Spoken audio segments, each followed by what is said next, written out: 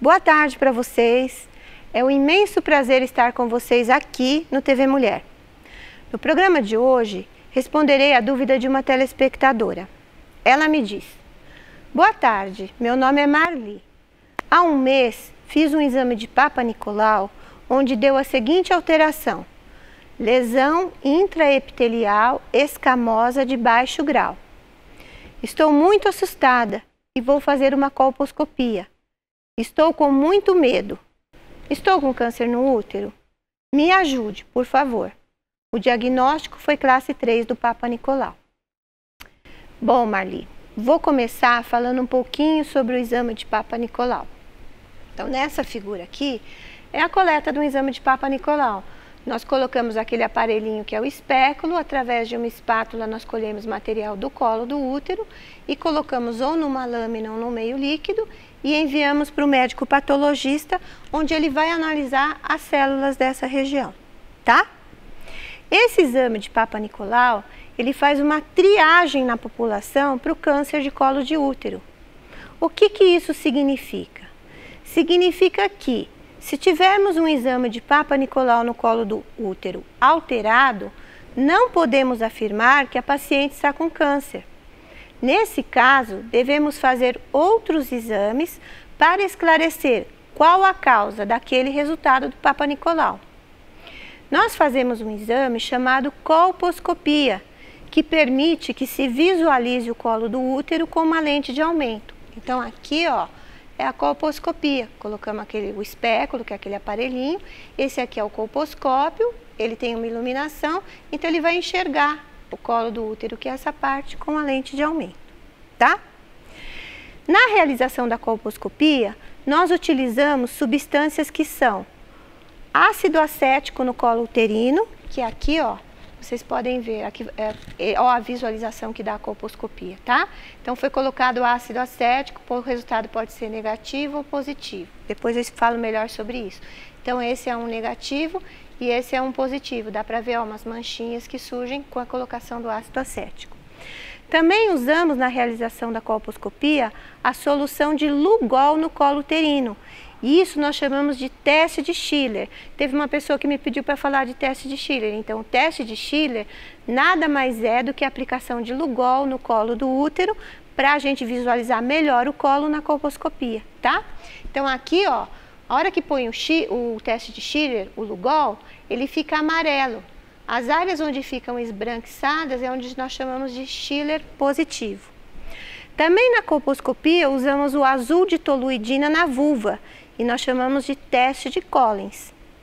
E o objetivo da aplicação dessas substâncias, como eu falei, é caracterizar melhor as lesões, que quando duvidosas são biopsiadas. Então, por exemplo, onde você tem um Schiller positivo, um ácido acético positivo, você vai biopsiar, vai tirar um pedacinho da lesão e vai enviar para exame anatomopatológico, que vai ser realizado pelo médico patologista.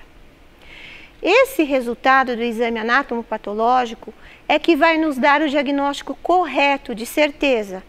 Por exemplo, você pode ter um Papa Nicolau NIC2, mas após a colposcopia e biópsia, o anatomopatológico poderá ser diferente de NIC2. Poderá ser NIC1, NIC3 ou até mesmo de um câncer invasivo. Assim, gente, para ficar bem claro, o Papa Nicolau faz uma triagem. Deu normal? Tudo bem. Deu alterado? Tem que fazer colposcopia e biópsia. E o resultado do exame anatomopatológico é que nos dirá com certeza qual a lesão no colo uterino, para que assim possamos fazer o tratamento adequado da lesão, tá? Agora, eu vou explicar o que significa lesão epitelial escamosa de baixo grau. O resultado do exame de Papa Nicolau tem várias classificações, conforme vocês podem ver nessa tabela. Então, assim, Papa Nicolau, muita gente confunde, não é um Papa chamado Nicolau que fez isso aqui, é uma pessoa chamada Papa Nicolau. Ele começou a observar que as células começavam a ter algumas alterações e, de acordo com o tipo de alteração, ele começou a agrupar em classes, classe 1, classe 2, classe 3, classe 4, classe 5. Isso aqui foi por volta de 1943, tá? Quando chegou em 1952 até 1973, criaram a classificação internacional de doenças, onde o classe 1, classe 2, tudo bem. As imagens nas células, as alterações nas células que faziam parte da classe 3, foram subdivididas em displasia leve, displasia moderada, displasia acentuada. A classe 4 foi chamada de carcinoma in situ e a classe 5 de câncer. Então, é a mesma lesão, só mudou o nome. No meio dessa tabela aqui, Richard, em 1967, também criou uma outra nomenclatura, onde a displasia leve ele chamou de NIC1, a moderada de NIC2, a acentuada de NIC3, mas são as mesmas lesões. Até que, em 1988, fizeram o sistema Bethesda de classificação, onde o classe 1 era o normal, o classe 2, alterações benignas, a classe 3, que é a displasia leve aqui, NIC1, aqui já é a lesão escamosa epitelial de baixo grau. A displasia moderada, o NIC2, ficou lesão escamosa epitelial de alto grau e o NIC3 a mesma coisa. E a classe 5, que tem o câncer, e eles acrescentaram nessa tabela essa outra nomenclatura. Já em 2001, que é a última tabela, a classe 1 normal continuou normal, a classe 2, alterações benignas, mudaram para alterações reparativas.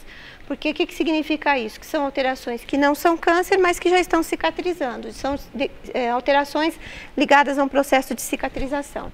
Aqui as displasias, classe 3 continua a mesma coisa, câncer, câncer. O ASCUS foi para ASC-US, ASC-H, AGUS foi para AGS. Essa parte aqui de baixo, gente, num outro programa eu vou explicar melhor para vocês, senão vou me estender muito.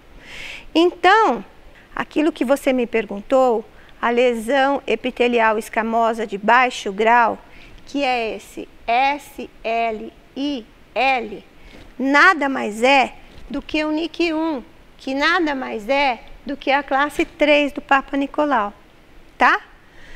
Gente, eu não vou falar muito sobre NIC a fundo, porque há pouco tempo eu gravei um programa explicando direitinho o que é NIC, tá? Bom, acho que deu para esclarecer sua dúvida, né, Marli? Mas se você tiver dúvida ou sugestão, você envia para o e-mail que está aí na tela. Eu estou terminando o TV Mulher de hoje e eu desejo para vocês uma ótima semana. E não se esqueçam de cuidar bem do seu corpo, porque ele é seu maior instrumento. Tchau!